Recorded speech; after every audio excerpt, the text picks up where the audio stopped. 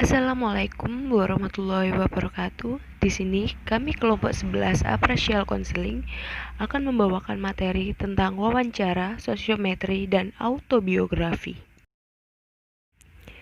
Wawancara. Wawancara adalah salah satu wujud dari komunikasi interpersonal, di mana suatu bentuk komunikasi yang langsung tanpa perantara media antar individu, guna untuk menanyakan suatu hal. Nah, di sini kami akan membahas ciri-ciri wawancara, kelebihan dan kekurangan wawancara, serta macam-macam wawancara. Ciri-ciri wawancara. Wawancara merupakan salah satu cara untuk melakukan asesmen yang mempunyai beberapa ciri di antaranya. Yang pertama, mempunyai tujuan dan maksud yang jelas.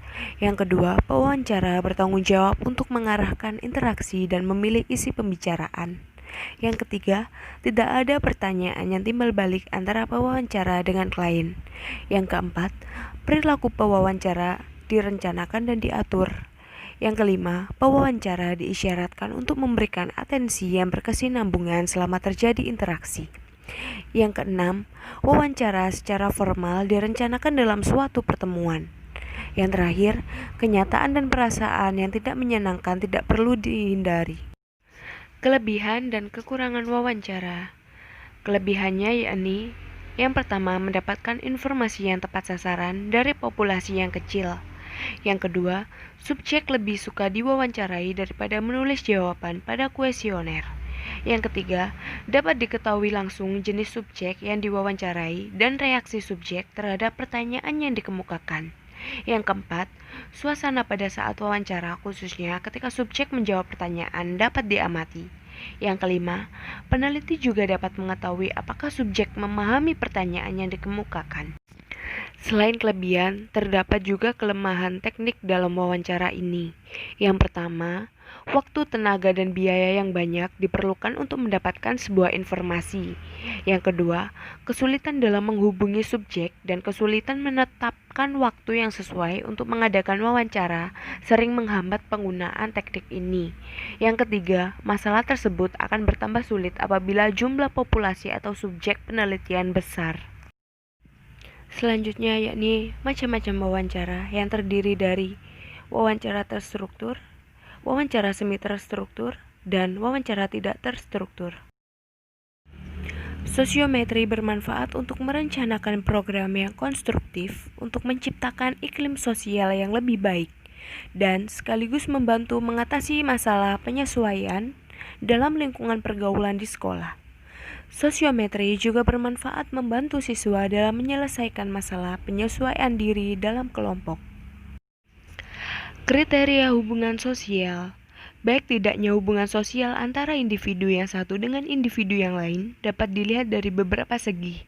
Di antaranya, yang pertama, frekuensi hubungan, yakni sering tidaknya anak atau individu tersebut untuk bergaul.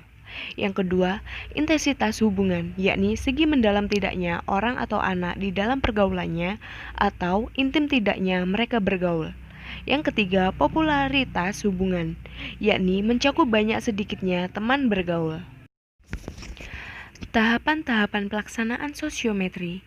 Supaya pelaksanaan sosiometri itu dapat dilaksanakan dengan terarah, perlu adanya tahap-tahap kerja yang sistematis. Tahapan-tahapan yang harus dilalui diantaranya, yang pertama persiapan, yakni menentukan kelompok siswa yang akan diselidiki. Yang kedua pelaksanaan, membagikan dan mengisi angket sosiometri, mengumpulkan dan memeriksa angket. Yang ketiga penutup, yakni memeriksa hasil angket, mengadakan tabulasi dalam bentuk tabel, membuat sosiogram, menafsirkan hubungan sosial siswa berdasarkan sosiogram, dan membuat indeks pemilihan atau membuat laporan sosiometri. Yang terakhir yakni kelebihan dan kekurangan sosiometri. Kelebihan metode sosiometri adalah teknik ini relatif sederhana, dilaksanakan berdasarkan pada pilihan murid kepada kawannya dalam beberapa situasi kelompok atau aktivitas. Sedangkan kekurangan metode sosiometri adalah semua murid harus berpartisipasi dalam aktivitas maupun situasi kelompok. Jika ada murid yang tidak berpartisipasi, maka konselor akan mengalami kesulitan untuk mendudukkan murid yang bersangkutan dan murid lainnya dalam sosiogram. Autobiografi adalah biografi yang ditulis oleh seseorang tokoh tentang kehidupannya dan tentang perjalanan hidup yang dilaluinya, mulai dari kanak-kanak sampai waktu yang ditentukan oleh penulis autobiografi. Jenis-jenis autobiografi. Yang pertama, autobiografi sebagai kritik totalitarianisme. Yang kedua, autobiografi sensasional. Yang ketiga, autobiografi seseorang yang tidak terkenal. Dan yang keempat, autobiografi fiksi. Selanjutnya, masalah dengan autobiografi. Yang pertama, kecenderungan untuk melebih-lebihkan jika mengenai diri mereka dan membuat opini seolah sebagai fakta. Yang kedua, tidak dapat dipastikan. Jika satu-satunya sumber dari suatu fakta mengenai salah seorang tokoh adalah diri tokoh tersebut sendiri, maka pembaca tidak dapat memastikannya. Yang ketiga, orang sering memasukkan informasi ke dalam autobiografi yang belum pernah diterbitkan di tempat lain, atau merupakan hasil dari pengetahuan dari tangan pertama.